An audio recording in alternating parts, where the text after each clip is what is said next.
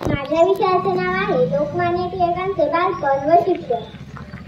शिवजयंती गणेशोत्सव वाचून जनता संघटित केली. शिवजयंती गणेशोत्सवातून जनता संघटित केली. देशप्रेमाची शिकवण टिळकांनी उत्सवातून दिली.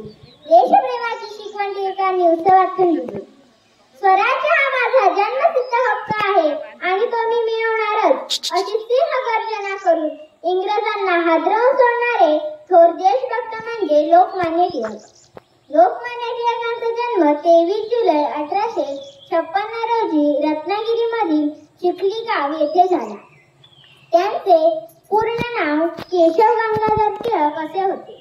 त्यांच्या वडिलांचे नाव गंगाधर व आईचे नाव पार्वतीबाई असे होते. लोकमान्य टिळक लहानपणापासूनच कुशाग्र बुद्धीचे होते. आत्मविश्वास आणि निर्भीडपणा हे त्यांचे गुण होते. 1877 मध्ये त्यांनी पुण्याच्या डेक्कन कॉलेजमधून पदवी मिळवली. त्यांनी केसरी व मराठा ही वृत्तपत्र सुरू केली. त्यांनी शेतकऱ्यांना एकत्र येण्याचे आवाहन केले. लोकांनी एकत्र यावे म्हणून त्यांनी सार्वजनिक गणेशोत्सव व शिवजयंती उत्सव सुरू केले. इंग्रज सरकार विरुद्ध आवाज उठवल्यामुळे त्यांना अनेकदा तुरुंगवास भोगावा लागला.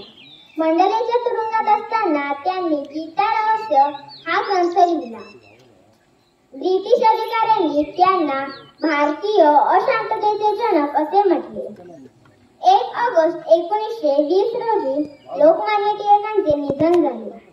भारतीय जनतेला स्वातंत्र्याचा मार्ग दाखविणारा दीपस्तंभ मावळला.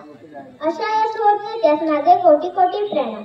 म्हणूनच असे म्हणावेसे वाटते की स्वराज्य जन्मसिद्ध हक्क माझा सिंह गर्जना टिळकांनी केली. स्वराज्य जन्मसिद्ध हक्क माझा सिंह गर्जना टिळकांनी केली. चळवळीच्या चटक्यांनी ब्रिटिश सत्ता पुरती आदरली. चळवळीच्या चटक्यांनी ब्रिटिश सत्ता पुरती आदरली. धन्यवाद.